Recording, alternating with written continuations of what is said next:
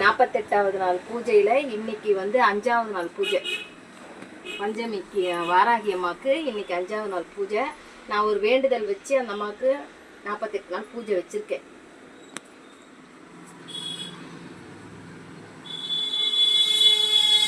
சொல்லிட்டீங்க, எப்படி பாட்டு போடுவீங்க?